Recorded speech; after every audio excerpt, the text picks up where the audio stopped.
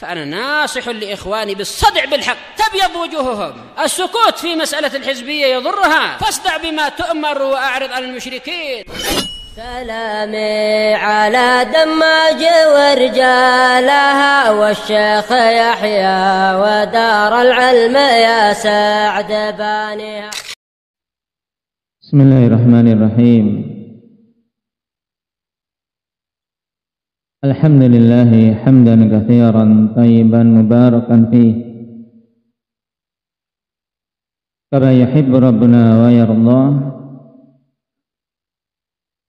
أشهد أن لا إله إلا الله وحده لا شريك له، وأشهد أن محمدا عبده ورسوله صلى الله عليه وعلى آله وأصحابه ومن تبعهم بإحسان إلى يوم الدين. أما بعد، ikhwanil kiram rahimani wa rahimakumullah.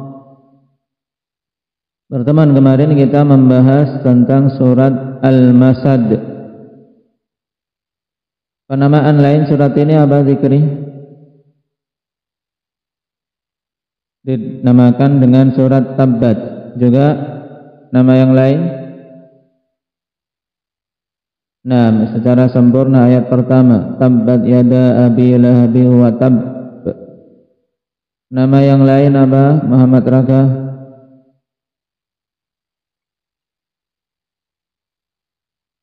Apa? Suratul Masad. Jadi nama utama yang disebutkan di sini. Selain itu,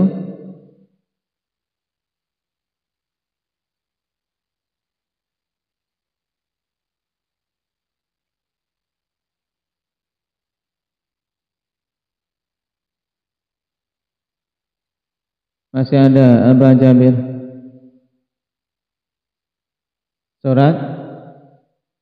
Surat Abi Lahab. Nah, maksudnya adalah surat atau surah fihi dzikru Abi Lahab. Nah, ini beberapa penamaan tentang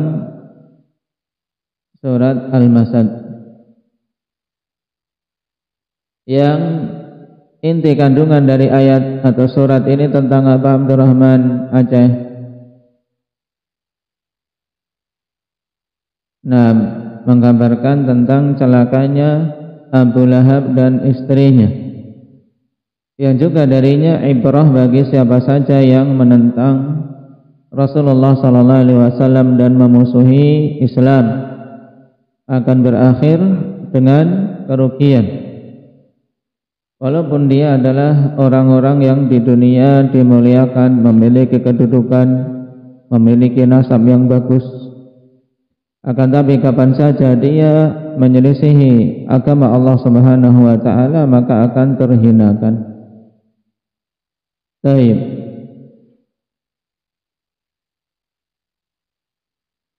Kemarin kita sampai pada ayat yang keempat. Saya selana rang zata lahab wa mara'atuhu hammalatal hatab. Di sini terkait hammalatal hatab ada hal penting yang butuh diperhatikan. Yang pertama tentang i'rabnya, kenapa kok mansub. Yang kedua tentang maknanya. Dari si i'rab hammalatal hatab, kenapa dia mansub, Muhammad Aceh?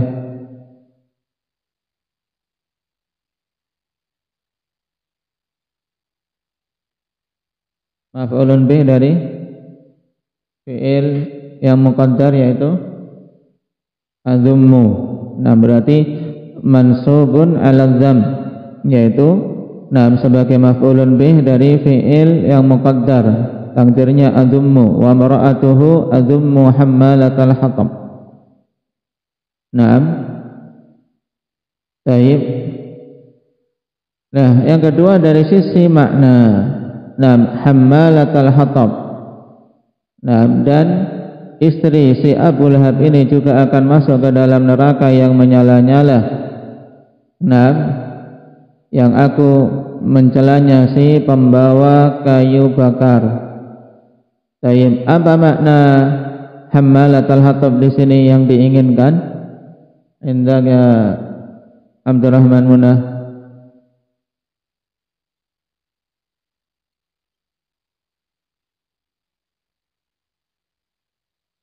Ada beberapa makna disebutkan oleh para mufassirin. Yang pertama, dia suka mengumpulkan kayu bakar yang padanya duri, mengumpulkan kayu yang berduri untuk apa?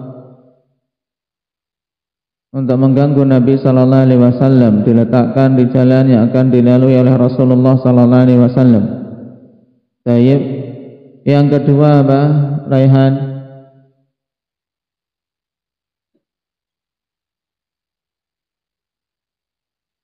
Sudah.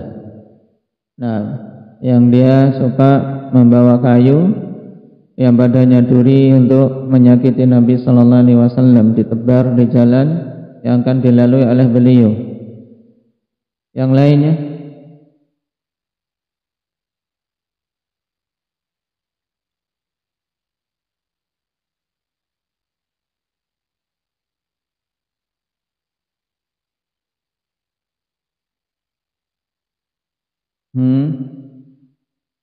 Aba Arif.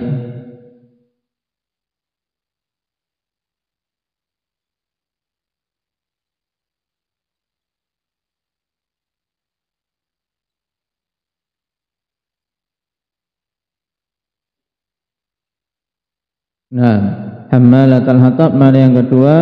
Nah, diungkapkan seperti ini di kalangan Arab karena dia seorang yang suka berbuat namimah, suka ngompori, suka membakar emosi, membakar amarah dan kebencian di antara sesama manusia. Maka dijuluki hammalatal hatab.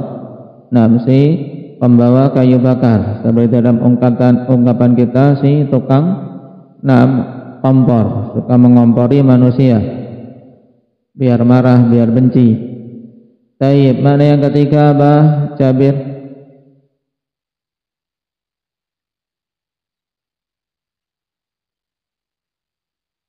Dari hammalatal hatab.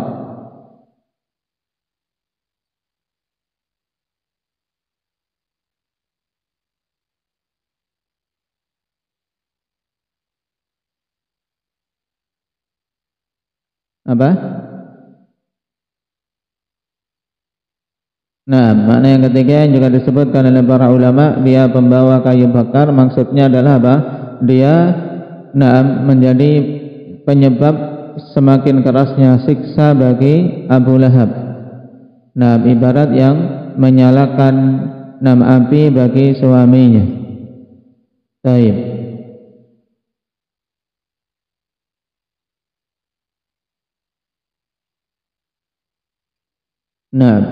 Dan gangguan dari Abu Lahab luar biasa, khonifillah. Taib, ketika Nabi sallallahu alaihi wasallam menyeru manusia kepada tauhid, seperti pada kisah yang disebutkan oleh Tariq Al-Muharibi radhiyallahu anhu, bagaimana dakwah Nabi di Suq Dzil Majaz. Nabi sallallahu alaihi wasallam mengatakan, ayyuhan nas qulu la ilaha illallah. Kemudian seorang laki-laki mengikutinya, di belakang beliau melempari Nabi sallallahu alaihi wasallam dengan batu sampai berdarah-darah kaki beliau. Sambil mengatakan, ya ayyuhan nas la tuti'uhu innahu kadzdzab. Siapa ini yang mengikuti Nabi sallallahu alaihi wasallam sambil melempari beliau? Akbar.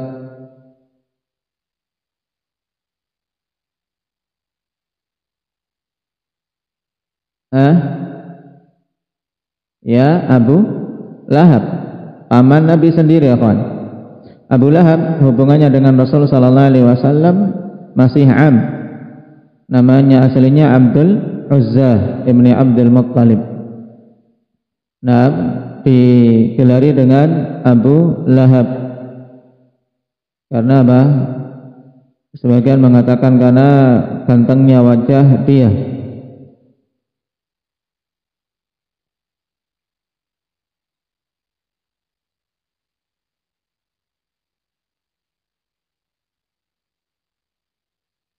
Baik.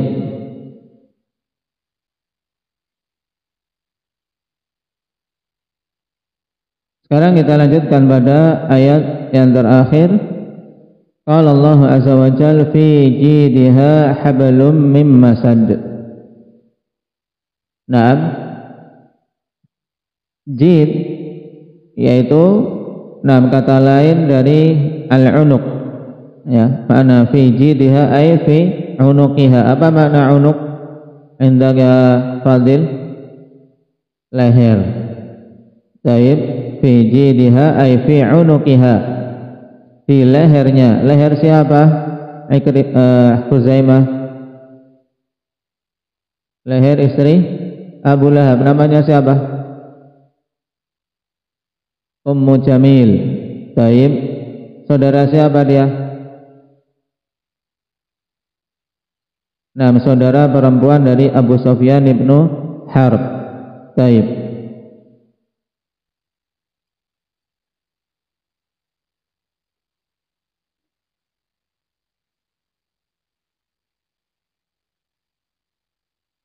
Fi jidha, di leher si wanita ini, hablun min masad. Nah, tali dari al-masad. Nanti akan dijelaskan. Qala ay fi unuqiha hablun muhkamul fatli min lif. Nah, di lehernya itu ada tali yang dipintal dengan kuat dari serabut. Wa qala Ibnu Qutaibah al-masad hablun min lifin wa yakunu min khausin wa min juludil ibil.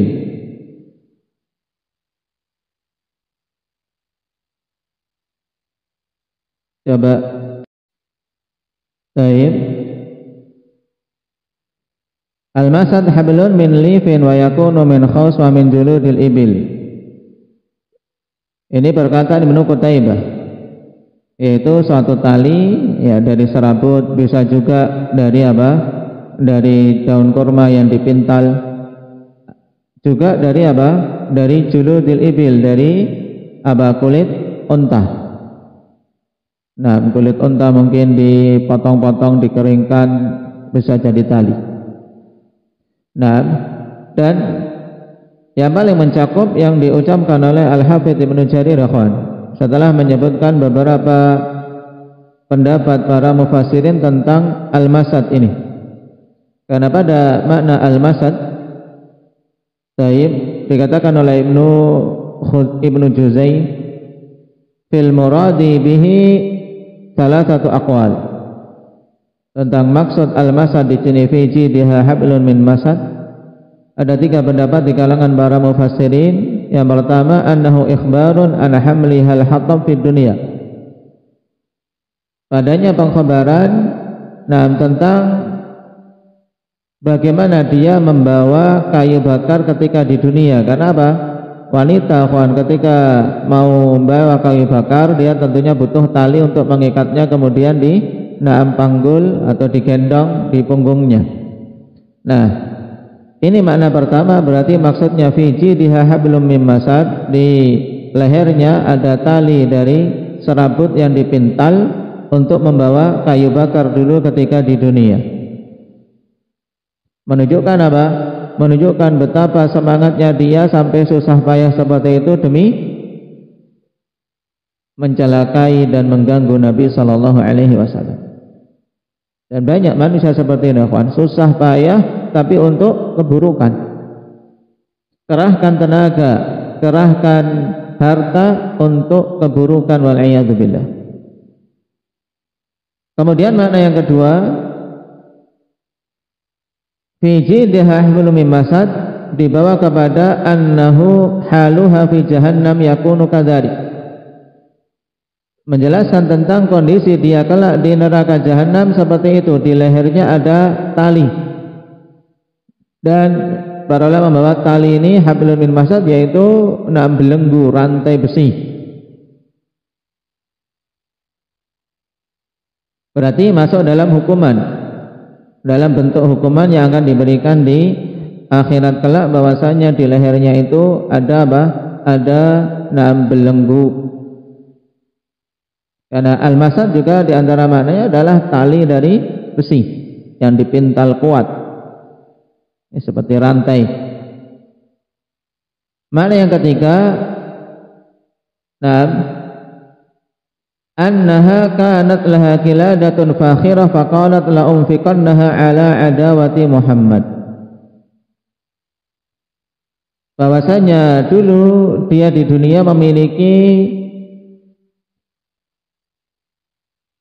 kiladah fakhirah, memiliki kalung yang mewah,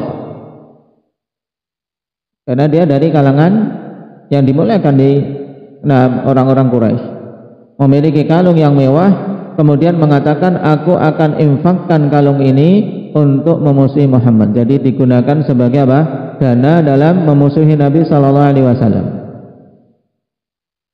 Baik. Ini ketiga makna yang disebutkan oleh para ulama, dan masing-masingnya didukung oleh sebagian mufassirin. Adapun Syekh Ibnu Utsaimin rahimahullah taala condong kepada makna yang pertama, yang menyebutkan bahwasanya ini pengkhabaran bagaimana istri Abu Lahab tersebut ketika mengganggu Nabi sallallahu alaihi wasallam. Dia keluar ke padang-padang pasir mencari kayu bakar, kemudian diikat dan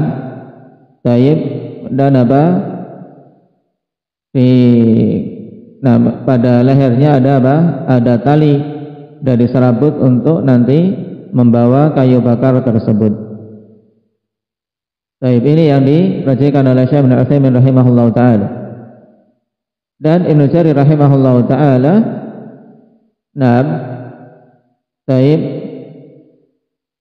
mengatakan wa aulal aqwal fi dzalika indi bisawab qaulu man qala huwa hablun jumi'a min anwa'in mukhtalifah.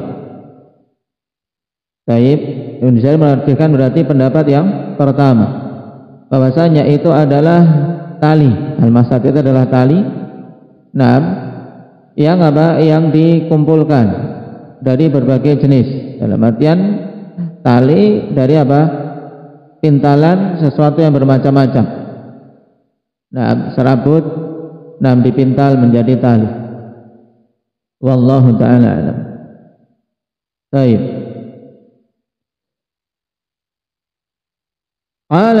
Kita kembali ke syarah. Wal makna anna mar'ata Abi Lahab lamma kanat ta'khudul habla minal masad wa tada'uhu ala raqabatiha wa tahmilu bihi al-hatab wa tulqihi fi tariqi Rasulillah sallallahu alaihi wasallam adiyatan lahu aqabaha Allah azza wa jalla min jinsi sani'iha bi an tutawwaqa bi hablin min masadin nar jazaan wifaqa ala sani'iha bi Rasulillah sallallahu alaihi wasallam. Berarti ini penggabungan antara pendapat pertama dan kedua, sehingga maknanya akhwan fi jidha hablum min masad, di lehernya ada 6 tali dari 6 serabut yang dipintal.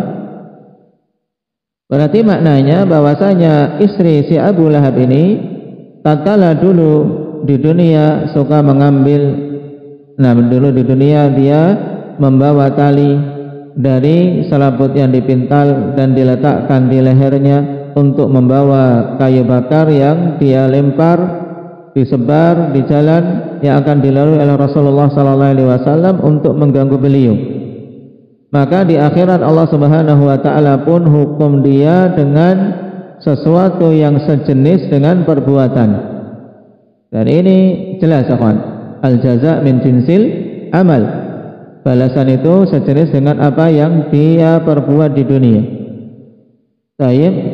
Maka di akhirat dihukum dengan apa? Dengan bi an tutawwaqa bi hablin min masadin nar, dengan apa? Dikalungkan di lehernya itu dari apa?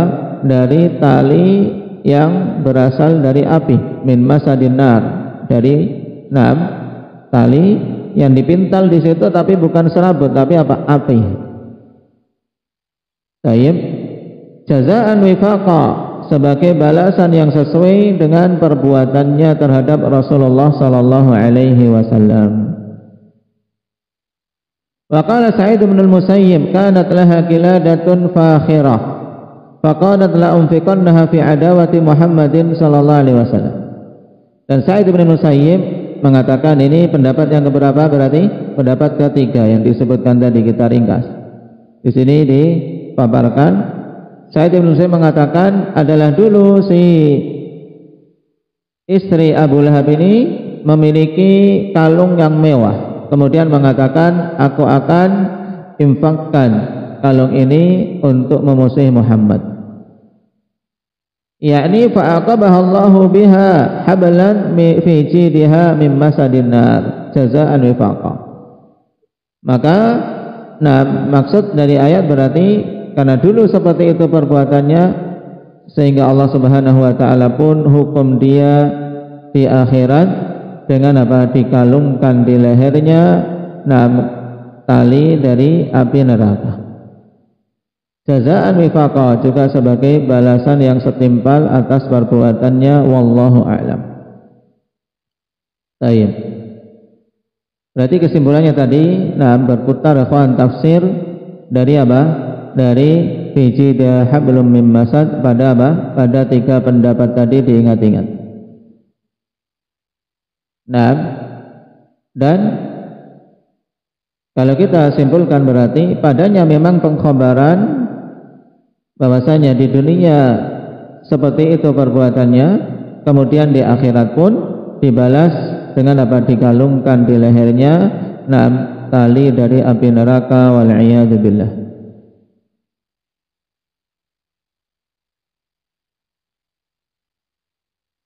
Baik.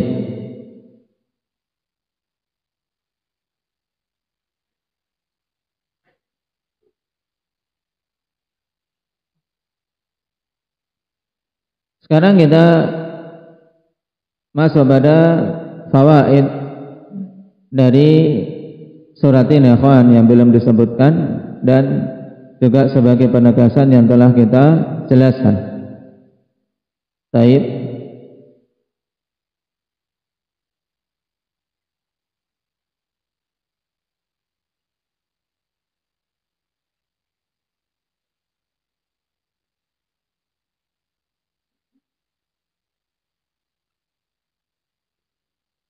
Faedah yang pertama, ikhwan, Allah Subhanahu wa taala katakan di sini tabbat yada abi lahab wa tab. Yang disebutkan oleh para mufassirin, yang pertama, hikmah kenapa di surat ini tidak diawali dengan qul.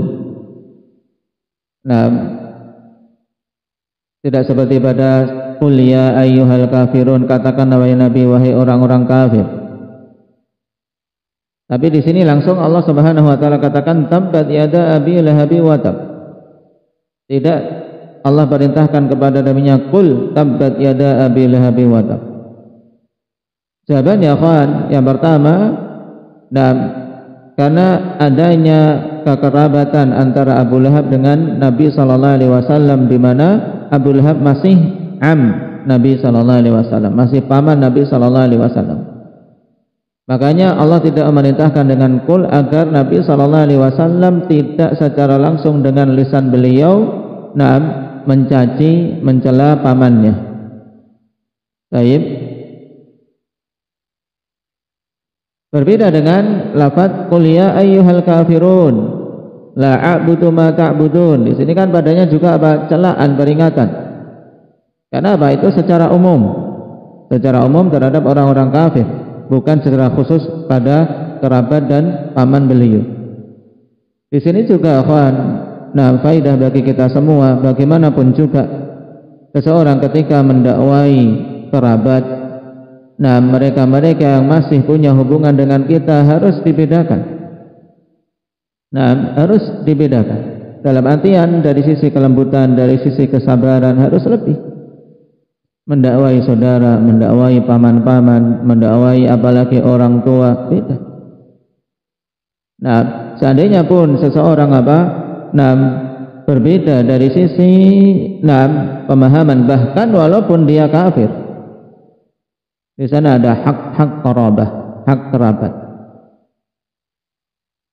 Nah, makanya di sini Allah Subhanahu wa taala tidak perintahkan kepada Nabi untuk mengucapkan secara langsung di hadapannya dengan kalimat qul.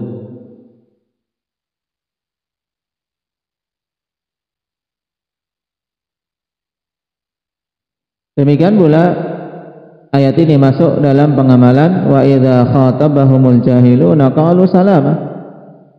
Apabila orang-orang jahil mencacimu dengan ungkapan yang buruk, maka katakanlah kepada mereka salama. Sehingga ayat ini bentuk pengamalan itu, akhwan. Walaupun Abu Lahab sangat memusuhi Nabi, tapi Nabi tidak secara langsung di hadapannya mencela, mencaci beliau, mencaci si Abu Lahab. Makanya ayat datang dalam bentuk khabar dan tidak secara tegas memerintahkan Nabi mengatakan hal itu di hadapan Abu Lahab. Ini faedah pertama, kenapa pada ayat ini tidak diawali dengan qul. Yang kedua, akhwan, kalau kita perhatikan pada ayat pertama ada pengulangan fiil, tabbat yada abi lahabi wa tabba. Di sini fiil yang pertama tabbat dengan fiil yang kedua wa tabba bukan sekedar diulang tanpa tujuan. Tapi kedua fiil tersebut memiliki maksud yang berbeda. Fiil yang pertama tabbat itu sebagai doa. Sebagai doa. Sedangkan watabba yang kedua sebagai khabar. Faedah ini disebutkan oleh Ibnu Taimiyah rahimahullah taala dalam Jami'ul Masail, dan itu faedah penting, faedah bagus, apa? Berarti maknanya tabbat yada abi lahab di sini doa, semoga binasa kedua tangan Abu Lahab, watabba, dan memang betul-betul tangan Abu Lahab atau Abu Lahab secara umum dia akan celaka. Jadi fi'il pertama tadi bermakna syukran, doa, berarti insya. Yang fi'il kedua bermakna khabar.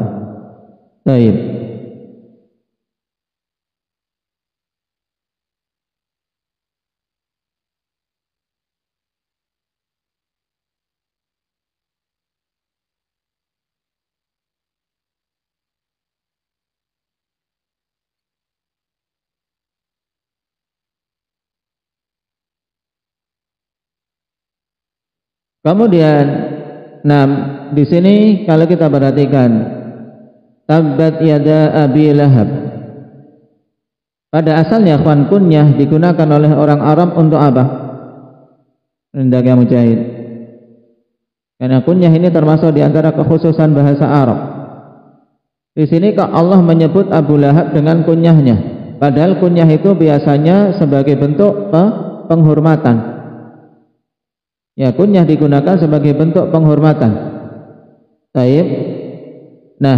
Kenapa di sini Abu Lahab disebut dengan kunyahnya? Maka jawabannya, kawan, kunyah di sini tidak memiliki faidah pengagungan. Kenapa? Karena kunyah tersebut diungkapkan untuk menggantikan penyebutan nama dia yang padanya penghambaan kepada selain Allah Subhanahu wa taala. Karena nama aslinya siapa Abu Lahab ini? Indah ya Khadir. Abdul Uzza. Nama asli Abu Lahab siapa? Abdul Uzza. Maka tatkala pada namanya adalah penghambaan kepada selain Allah, Allah Subhanahu wa taala tidak ingin menyebutnya. Dan tidak ingin ditetapkan di dalam Al-Quran. Makanya Allah Subhanahu wa taala sebut dengan kunyah yang masyhur untuknya, yaitu Abu Lahab.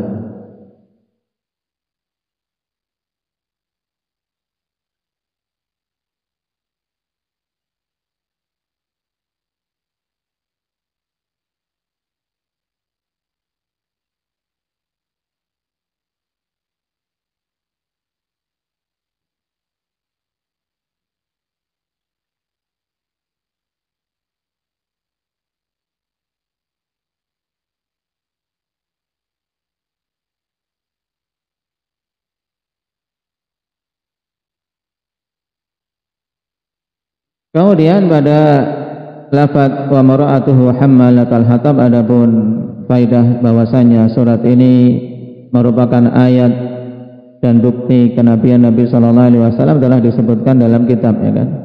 Karena saat itu Abu Lahab dan istrinya masih hidup, tapi sudah datang kabar bahwasanya dia akan menjadi penghuni neraka, menunjukkan dia akan mati di atas kekufuran.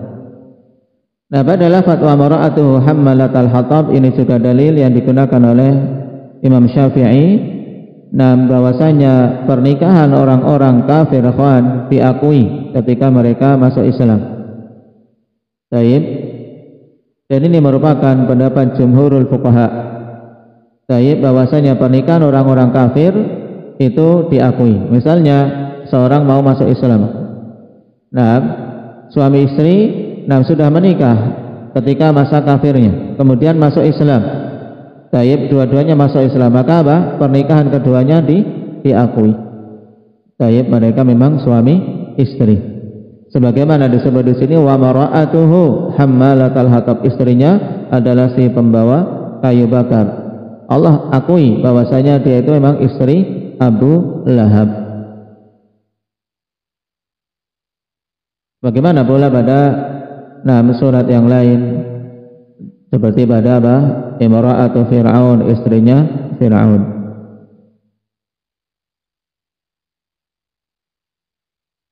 Dan bukti yang menguatkan bahwa keislaman para sahabat radhiyallahu alaihim di zaman Nabi sallallahu alaihi wasallam yang sebelumnya mereka di atas kekufuran, dan Nabi sallallahu alaihi wasallam tidak memerintahkan kepada mereka untuk mengulangi pernikahannya. Jadi tetap diakui yang dulunya di atas di atas kekufuran, pernikahannya mereka lakukan ketika masih kafir, setelah masuk Islam tidak diperintahkan untuk memperbaharui pernikahan. Baik.